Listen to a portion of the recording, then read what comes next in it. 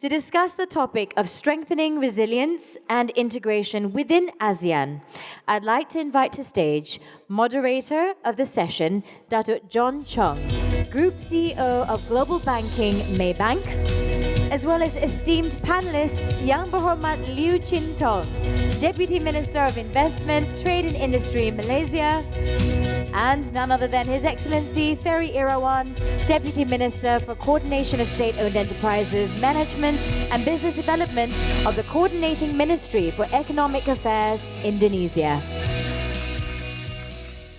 The floor is yours, Datuk John.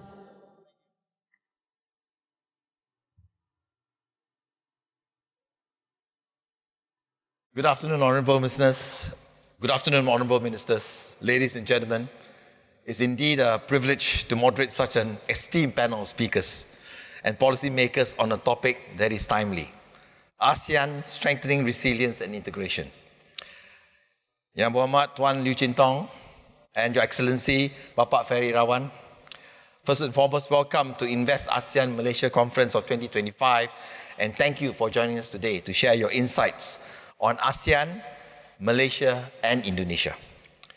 Before we begin, please allow me to briefly set the context for our topic of discussion today.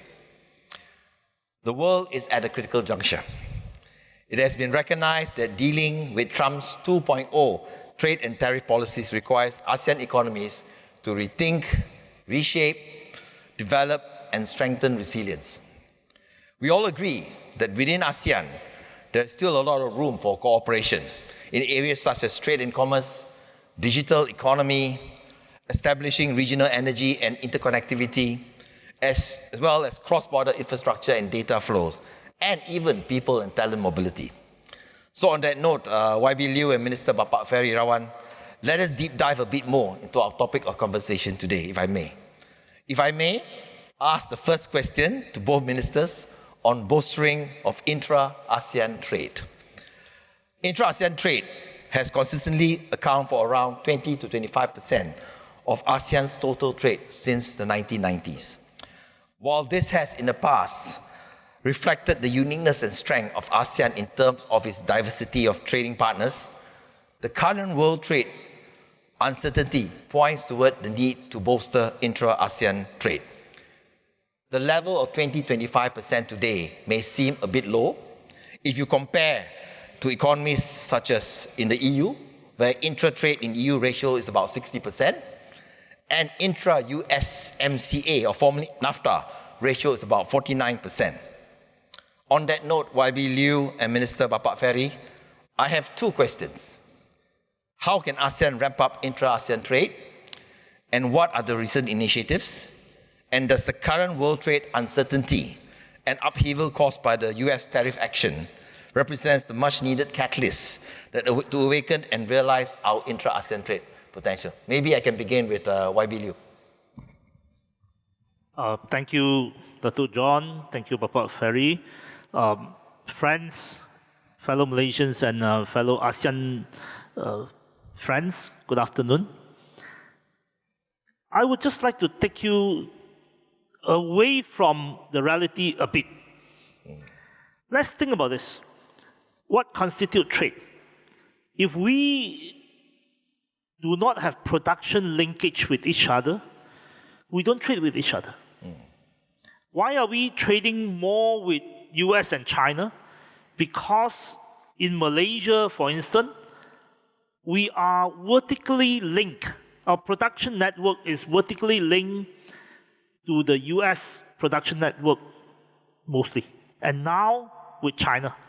So for example, a particular phone brand will see chips flowing from US via Penang to China, and then back to be sold in the US. So how to improve or increase intra-ASEAN trade? I think it's eventually we have to ask ourselves, at some point, will we be able to create some form of ASEAN-owned technology and create production network within ASEAN? So we may have to ask ourselves at some point in the next 5, 10, 15, 20 years, will we see a mini Samsung or a mini Huawei or a mini TSMC in Singapore, Malaysia, and Indonesia. If we are to see some form of a technology company situated in either of these three countries, then I believe the production network will be based in the region. So to think about trade, we have to go back to think about production network. The second point I would like to make is that we will have to ask ourselves, where do we situate Malaysia? Because within ASEAN, ASEAN officials, ASEAN ministers, analysts, and bankers perhaps, we are very used to think about each other as competitors. So every other day you'll be told that, oh, Malaysia is failing to catch up with Vietnam or vice versa. But Malaysia and Singapore, at some point, will have to ask ourselves, are we prepared to say that certain industry will be very happy to concede to Indonesia, where Indonesia can play a role, where Vietnam can play a role, and we are prepared to say that we don't necessarily have to compete with Indonesia, we don't have to compete with Vietnam. And we do other things in order to complement each other. Now, if we are ready to have that conversation, that means Malaysia is ready to say that certain industry, we're very happy that it is in Indonesia, and we have a complementary relationship, and we see a regional production network happen in that way, then we will see a lot more intra-ASEAN trade. So fundamentally, I think Malaysian particularly will have to ask ourselves, how do we situate Malaysia in the region? Do we still compete for cost efficiency, or we are prepared to do more value adding and a lot more value adding, a lot more value adding, a lot more innovation? And if we're prepared to do so and determined to do so and have clarity of doing so, then Malaysia can create a complementary regional production network that sees a lot more ASEAN intra-trade. Okay, thank you very much, YB. Maybe we can hear from His Excellency. Thank you, Dato' Chong and Mr. Tong. To give a sense about how important this intra-ASEAN trade for Indonesia, I think we can see the export Indonesia data 2024. If we use the Indonesia exporting data on 2024, let me see the biggest export destination countries for our countries. First, China, 23.4%. Second, ASEAN intra-trade, 20.4%. And the third one, of course, the US, around 10%. So talking about this intra-ASEAN trade, I think if we can increase this ASEAN intra-trade for our country, it's better. I mean, if ASEAN grow, so I believe that Indonesia and other ASEAN countries will also grow. That's first point. No, so regarding this ASEAN economic performance, even though, especially on this intra-trade, ASEAN intra-trade, I think even though quite low compared to other region, like you mentioned, the NAFTA or Euro, etc. But I think with several initiatives that already in pipeline, yeah, Mr. Tong, yeah, if several policy, I think we are on the right way, on the right track to go to higher intra-trade ASEAN. Let me see based on the ASEAN Economic Community policies. First, about the custom clearance. So ASEAN single window, ASEAN custom transit system help streamline document exchange and custom transit across member states. I think this is important to simplify, to have more common on this custom clearance. The second is tariff reduction. On the ASEAN trade in goods agreement, eliminated around 98% of tariff across the region. And based on the research that I quote from the ASEAN Secretariat, firms can benefit from this 0% tariff and avoiding up to 50% of import duties when meeting local content requirement. This is the second policy. The other policy like the FTA network and RCEP, ASEAN Network and Free Trade Agreement and the Regional Comprehensive Economic Partnership, enhance market access and reduce the trade barriers. And if we discuss this strategy, one of the framework that we use to achieve this 8% target of our economy is optimizing this RCEP.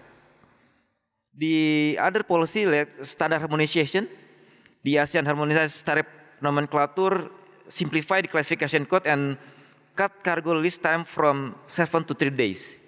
Other policy like digital connectivity and sectoral cooperation, I think even though this intra-trade is quite low, but this policy that we put in ASEAN economic community is already in right direct way, way to increase this intra-trade ASEAN within an ASEAN.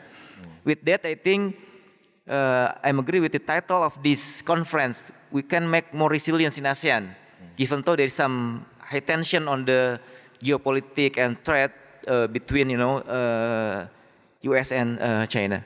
Mr. Chong. Thank you very much, Bapak Minister.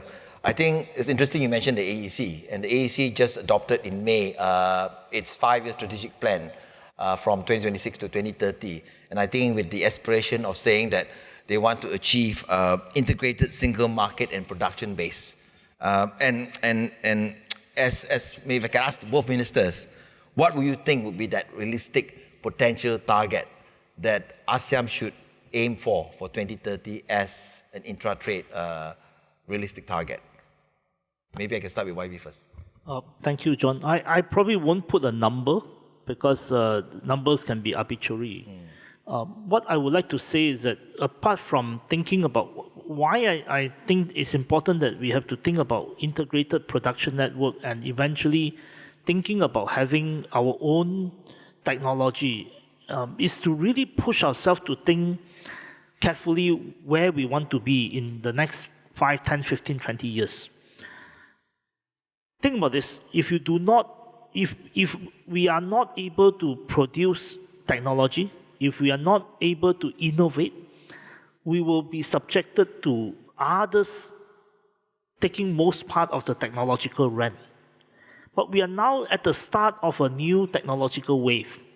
In AI, it is relatively a level playing field. So we will have to ask ourselves, what do we do as a nation and what do we do in ASEAN? We will have to say, at some point, say, okay, let's be determined. We want to also create our technology. But here, we need to be realistic. So I think it's important for Malaysia and ASEAN to say that we want to be the indispensable middle in technology. We want to be able to create, innovate, and produce middle tech for the bottom billions of world population. So we may or may not want to compete, or we may just concede we are not competing in the top tech market, but we want to be the indispensable middle in technology at the middle level. Why this is important? Because we're dealing with a once in a generation or even once in a lifetime situation in which most ASEAN countries or Asian countries grew rich by exporting to the United States. Today, the United States is warring itself up and say that I do not want you to export to me. While the United States market is still the largest market and the most important market in the world, we will have to imagine that at some point, it shouldn't be the only market that we have to export to. So in order to move to that direction, not just we have to think about integrating our ASEAN production network, we have to start thinking about how to create a richer ASEAN population. We have to start asking deeper questions. In whatever things that we do, how do we make sure that there is a genuine middle class in ASEAN? How do we ensure that our people are well paid so that they have discretionary spending, so that they can actually make decisions like a middle class rather than like someone who do not have enough money in their hand. So we will have to ask serious questions. Do we actually have a middle class in ASEAN? The answer is there are only a small group of people in ASEAN who has discretionary spending to qualify them as a middle class. Now, what we want to achieve in ASEAN by 2045 is to see the emergence of an ASEAN-wide middle class, so that ASEAN becomes a middle class market. Think about this, when China joined WTO in 2001, there was about 100 million Chinese that were considered living a middle class life. Today, by any account, by any measurement, at least 400 million Chinese or more are considered living a middle class life. So I think this is where we should aspire to be. We should aspire to see ASEAN moving into the direction where in the next 20 years, we will have a sizable middle class. Out of the 680 million population now, and out of, let's say, 800 million population by 2045, we should aspire to see half of them living a middle class life, and therefore creating a strong consumer market in ASEAN. So when you have connected and integrated production network, you have companies and ecosystem that are able to innovate here, that are able to collect and capture technological rent. And when you have a middle class in ASEAN, then there is an integrated ASEAN market. But these are difficult tasks that we will have to shoulder together, and we will have to start with what we do now in our own country in order to reach what we aspire to be. Thank you, YB. Minister? I'm not will comment. I want to comment about how this target can be achievable or not. I mean, it's already launched, and I agree with Mr. Tong that there is some requirement, some preparation should be made, and also in my note, there's some ASEAN will need to strengthen cross-sectoral coordination, ensure policy agility, enhance monitoring for each policy that will be been agreed, and evaluation mechanism, foster greater partnership with the private sector and external partner. Yes, that things that we do to achieve that. But things that maybe that motivate us is that there's some potential benefit that if we can increase this ASEAN intra-trade by 2030, at least there is some estimated uplift of around of 540 billion US dollar in, again, Asia trade potential. So I think it's huge, a lot of potential value that can be benefit for all of us. But again, there's some challenge of that, and we should make a discipline, coordination mechanism, monitoring policy. I think that we need to do. Some challenge also been there, like the standardized non-tariff barrier that I think exists in cross countries in ASEAN, connectivity and infrastructure gaps, and of course the uneven progress in digital transformation that continue as a post challenge. So I think things should be made, but if we want to be more optimistic, I think if we can increase this ASEAN intra-trade, the benefit for all ASEAN countries will be there. Mr. Tong, thank you. Thank you, Honourable Ministers. Actually, there are quite a number of questions that are coming in now. I was just wondering whether I should weave them in right now or go into my next question. But I think I will. I think I'll take one of these questions because it relates to trade. And one of the questions, in fact, quite a few of the questions are similar. To both ministers, can you share your insights on the US tariff negotiations? As you know, the pause deadline, it ends on July the 8th. And what is your comfort level in achieving a good outcome before that deadline? I think that's one of the questions. Maybe YB? John, I think the most direct answer, the simplest answer is that, Tunku Zafro is doing negotiation, so I don't intervene. I think at some point, this will have to conclude. Whether it will conclude in the coming week as per the original deadline or whether it would delay. We're not sure.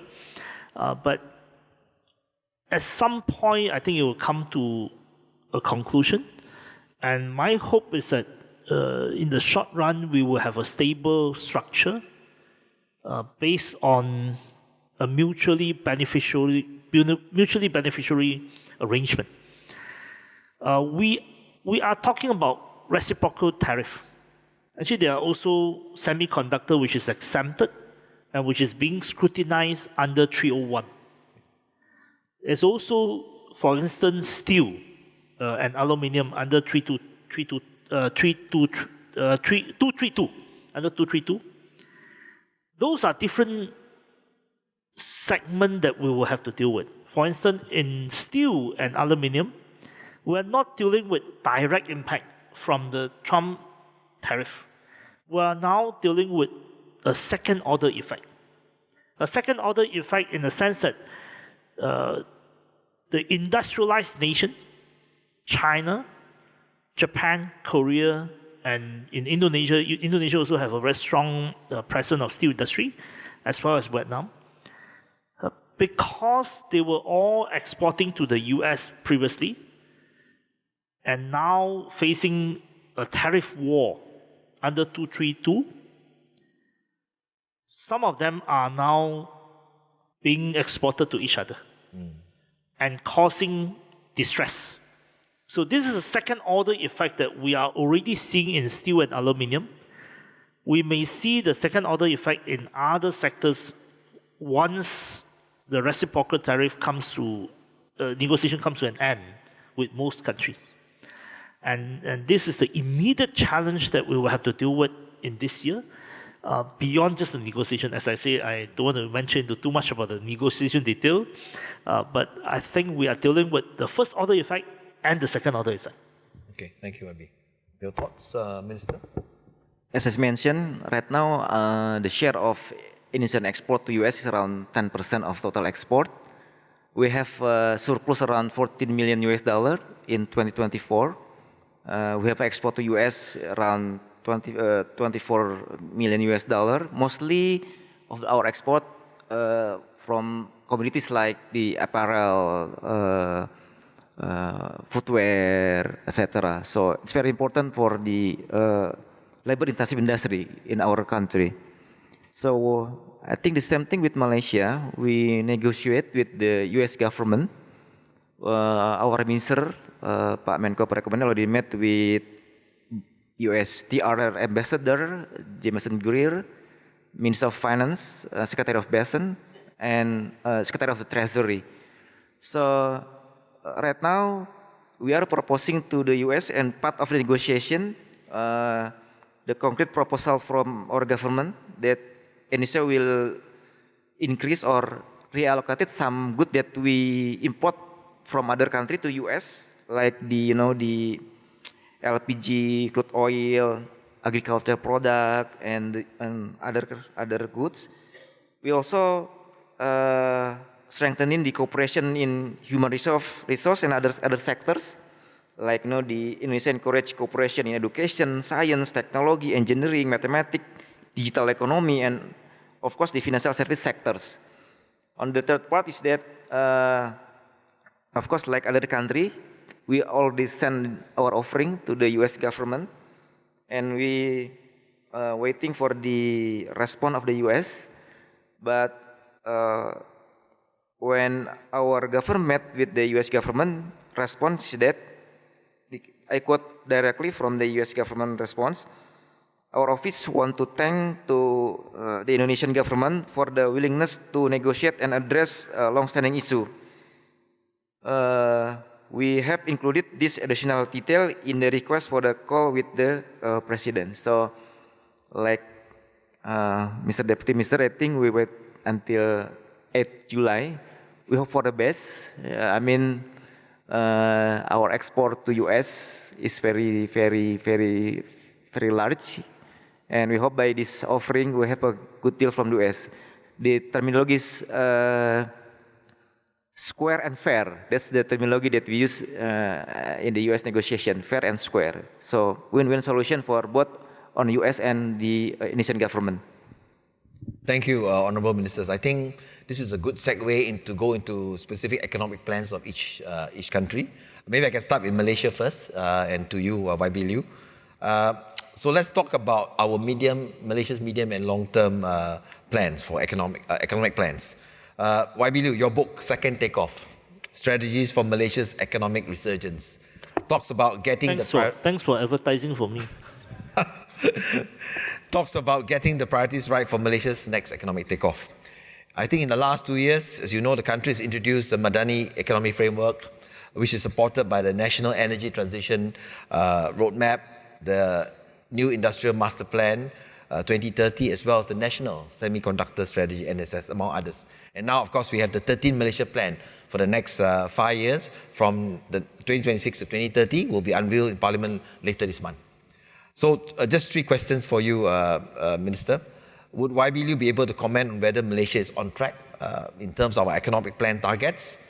Number 2, amid the changing global economic and trade landscapes, following the fundamental shifts in US policies under Trump 2.0, will there be any need to recalibrate or reprioritize some parts of the master plan and roadmaps introduced over the last 2 years?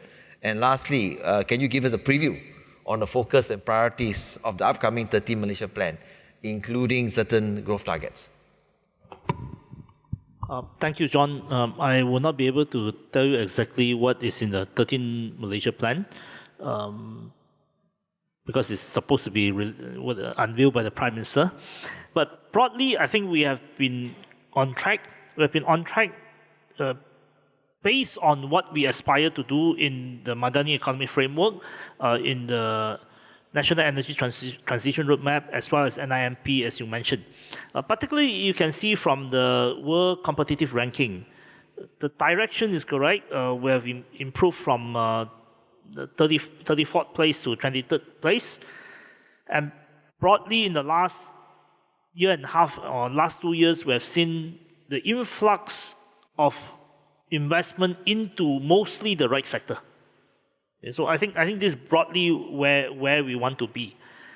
But have we done enough? I think we need to do more. We need to do more, again, as per the Madani framework.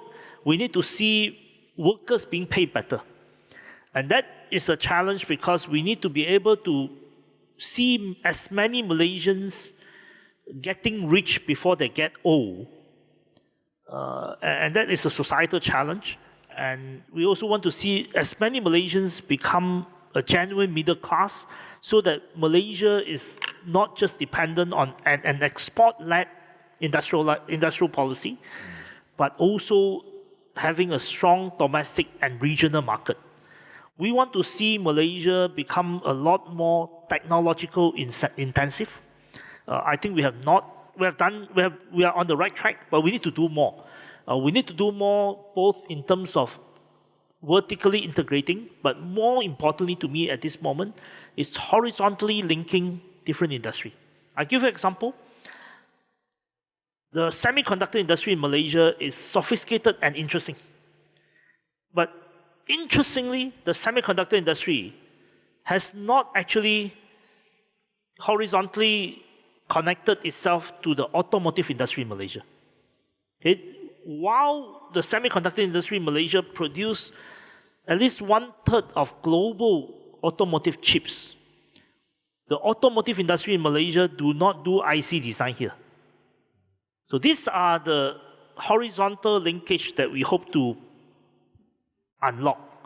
We want to see the diffusions of technology from semiconductor to automotive to medical devices to green technology to hopefully defense industry, so that we as a nation no longer see ourselves just as a trading nation, but see ourselves and increasingly seeing ourselves as a technology nation. I think this is where we need to double down. We need to double down on ensuring that we do not see ourselves just as from the point of a trading nation perspective, but see ourselves from the point of a technology nation perspective. This is hard work, not easy. For instance, in my work, Whenever I see a developer, I tell them, please do not develop industrial park just for the sake of selling land. Stop thinking of selling land. Start investing in technology. How to use your industrial park to invest in the right technology for the future. Now, this is a very difficult mindset shift, but I hope we will be able to get there very soon so that we can create widespread prosperity among Malaysians so that many Malaysians will become genuine middle class, and we want to see Malaysia as a technology nation. Thank you. But in terms of FDI, YB, what else can Malaysia do amid obviously the competition for FDIs in the region? Perhaps you can share some insights on the new investment incentive framework, which is expected to be implemented in the 3Q this year. So Malaysia actually have no shortage of capital. And this is where I think Malaysia as a whole, we will have to now think seriously. Do we want just foreign direct investment in terms of monetary investment? Or we actually want to partner with foreign technology owners and attract the right set of foreign technology owners to come to Malaysia and link our capital market to technology? How do we ensure that we have less speculators, less real estate speculation, and see a lot more Malaysian venturing into technology, and see the land capital owners moving from land capital into investing in technology? So over the last 2 years, I think we have seen a lot of investment and also FDI into technology, but we need to extract more. We need to get more out of FDI. We need to see a lot more technological transfer into Malaysia and to build a resilient supply chain in Malaysia. Now, this is not necessarily bad for foreign technology owner. Let's say a few years ago, if we have this conversation, the foreign technology owners will look at us and say, what are you trying to do? But today, the world has changed. The world has moved from just in time to just in case. The world has moved from thinking about cost and efficiency to thinking about resilience. And in this new conversation, if we can build Malaysia and the region, Malaysia, Singapore, Indonesia, and perhaps Vietnam, as a very solid and resilient supply chain, this will help the investor, this will help the technology owner, this will also help us in the region to develop technology. So I think over the last 2.5 years under this government, the direction has been clear. We have been on track, but I hope to see a lot more and a lot faster. I hope that we can transform mindset so that the government-linked corporations, GLICs, banks, all of them no longer adopt a land-based economic mind, but move from a land-based economic mind, move from a real estate mind to see that Malaysia will emerge maybe as a mini Korea in the next 10, 15 years, so that the nations start to understand together about technology. And this is the right time. There has not been such a moment in a generation. Because for a generation, since 2001 when China joined WTO up until COVID, the factory was in China. But today, when we think about technology, we have to ask ourselves, do we think about critical minerals? Do we think about materials? We may have to think about chemicals. We may have to think about supply chain. We have to think about all sorts of technologies. And interestingly, let's say, for example, you think about this, if you take away US and China, not many regions outside US, China, and Europe has such a complicated and sophisticated supply chain if you combine Malaysia, Singapore, Vietnam, Indonesia, and Thailand, perhaps. If you take away the big regions, this is the number 4 region in the world outside US, China, Europe that has a very sophisticated supply chain, manufacturing base, and potential to grow.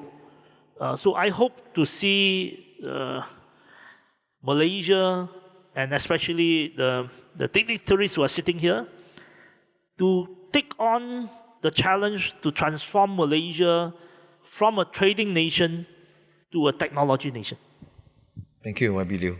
Maybe we can now hear from Minister Bapak Ferry on Indonesia's economic plans.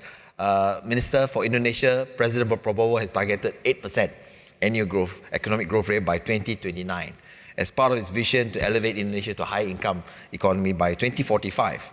So, of course, several initiatives have been introduced this year to boost that growth beyond the normal trend of 5%, including the free nutritious meal program, the new Sovereign Wealth Fund, Danantara, which is, of course, close to your heart, the development of 3 million subsidized housing units, the food estate program, and accelerating downstreaming. So maybe, Minister, if you can elaborate on these growth strategies and other perspectives on how these initiatives can boost Indonesia's longer-term growth trajectory and economic plans. Okay, thank you. To describe our growth strategy and also the investment strategy, I think let me start with the numbers of our GDP growth that already been released on the first quarter. So, on the first quarter 2025, our growth is around 4.87%.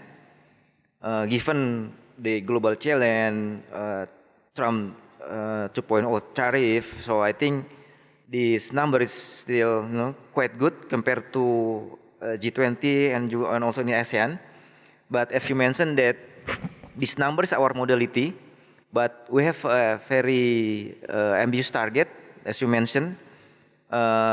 In the midterm plan, we have targeted that by the end of 2029, we should have 8% GDP growth. Refer to slide 10.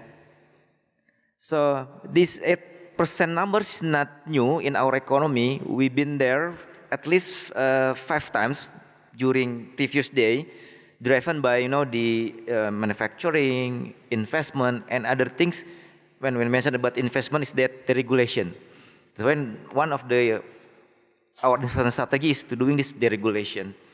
So this path of our GDP to 2025-2029 basically based on the at least 4 source of driving growth of source of growth. First, the manufacturing industry. Right now, our manufacturing share is around 19 to 20%. We want to add this more on this manufacturing sector by what we call the downstreaming policy to change the commodity-based economy to more high value-added economy. We have abundance of commodities like nickel, etc. So we converted it to more value-added in domestic economy. The second one, of course, the service sectors.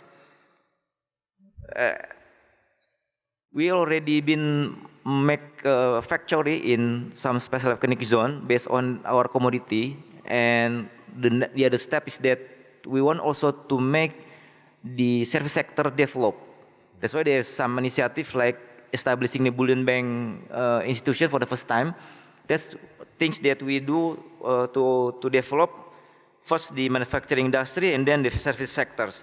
Other sector like on service sector, I mean the tourism and digitalization. I think we have some research that increasing digitalization in our economy will add 1% increase on the GDP. The other things that the agriculture and construction become the other sector that we will optimize. Agriculture right now the one priority of government is self-sufficiency of food. So we prioritize several commodity that we want to produce in domestically, and the first result of this policy is that on the first quarter, the agricultural sector is growing above our GDP. So our agriculture growth around 10%. And the highest during this day.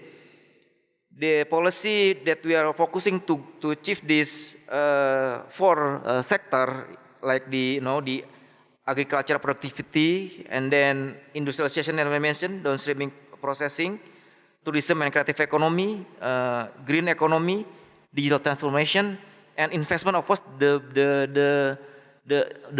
important one, like the more invite on FDI, optimizing non-state budget through the Danantara, free nutritious meal, and of course the construction of 3 million houses. The other things that we want to optimize to achieve this target is that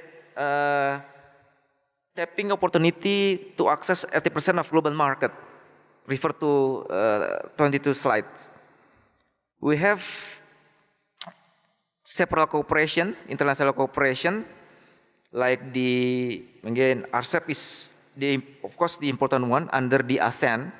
Why? Because it reached about 27.4% on global economy. Right now we are trying to finalizing the Indonesia Euro SEPA. Why? Because this around 14% of our global trade and cover 27 countries.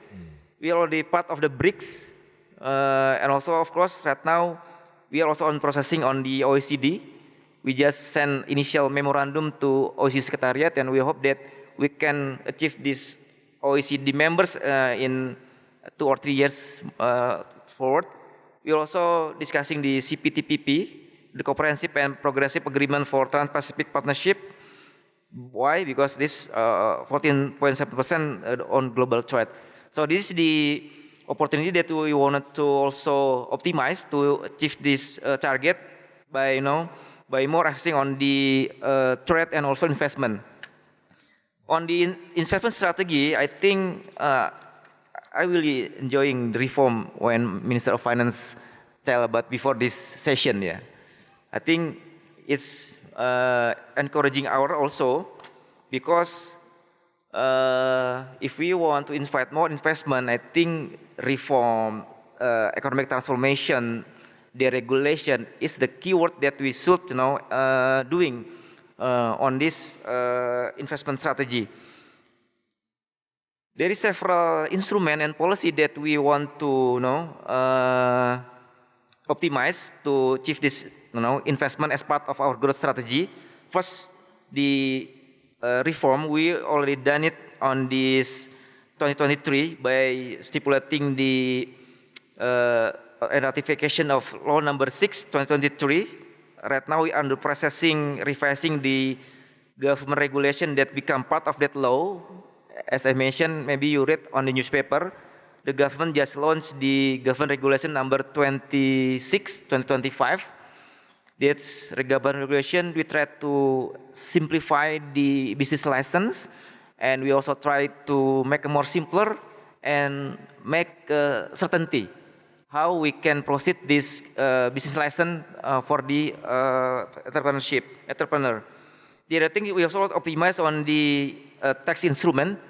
We have several tax allowance, investment allowance, super tax deduction on vocation, tax holiday, super tax deduction for research and development. This is the tax instrument that we optimize to invite more investment.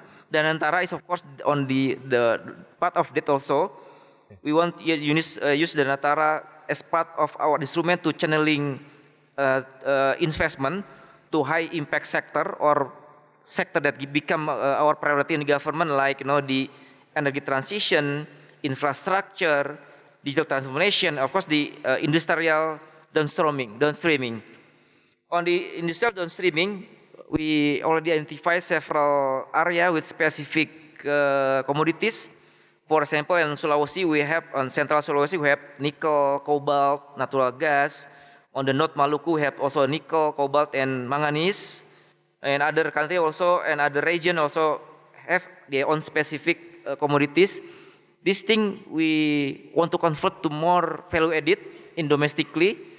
To doing that, we combine this potential to, we have also some the special economic zone with some thematic area also. For example, on the Gresik special economic zone, we have copper downstreaming through PT Freeport Indonesia. Beside this copper, we have also byproduct like gold. For the SEZ in Nongsa, we have the IT, digital and tourism development, and other like the Semangke SEZ is downstreaming of palm oil.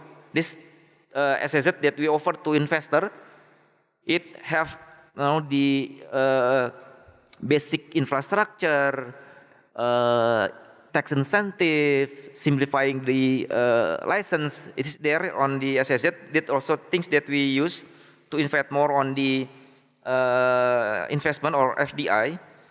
The other things that after this downstreaming we combine. Next slide. So this is, for example, the result of the downstreaming in our SEZ. Freeport already produced beside copper. We also produce gold. The capacity of this factory in KK Gresik is around 50 metric tons. I think we also have to optimize by doing some reform also on our gold sector by introducing the bullion banking institution. Right now they are being give permit by OJK or OFSC, PT Pegadaian and PT BSI. I just attend the conference in Singapore and also met colleagues from Singapore and Malaysia. So I think this bullion bank businesses, I think things that maybe we can improve also, Deputy Minister, because of this, the high income per capita demand of gold in Singapore, in Malaysia, in ASEAN. So we can also doing this, collaborate this in ASEAN. So I think that's all the target, the growth strategy, and also the investment strategy that we do to to achieve this 8% target. Thank you. Thank you, ministers, for sharing your perspective, respectively, on Indonesia and Malaysia. Maybe we can bring, as we are almost wrapping up, we have to be wrap-up session now. Let's bring the conversation back to ASEAN, FDIs. As you know, I think was mentioned also earlier, that FDI in ASEAN has grown steadily, over the past decade. In 2014, it was roughly about $129.9 billion. 2023 is risen to about $234 billion, a compounded growth rate of close to 6.8%. Forecast is going to be more than $300 billion moving forward from 2024. So compared to global FDIs that has declined by 1.8% in 2023, FDI flows into ASEAN has rose 1.8%. So it shows obviously the attractiveness to foreign investors. So to both ministers, having spoken about FDIs in your respective countries, how about ASEAN? How can ASEAN work together to attract FDIs into ASEAN? We talked about the AEC earlier, and the plan is, and they mentioned some measures like broadening of ASEAN's investment liberalization incentives, enhancing ease of doing business within ASEAN member states, advancing capital market in ASEAN. So can we have your comment, please, on how we can attract FDIs into ASEAN? As I said earlier, I think it's important to know that we need capital, but more importantly, we need technology. And in terms of ASEAN, I think we also need to know that we must be able to link capital to purpose.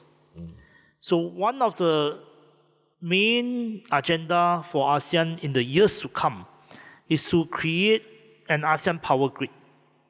So we will have to try very hard to create a framework for capital to invest in an ASEAN power grid. An ASEAN power grid would not happen just by itself. An ASEAN power grid would not happen just by some countries becoming the off-taker and some countries becoming the provider. We must be able to not just create an off-taker and producer relationship.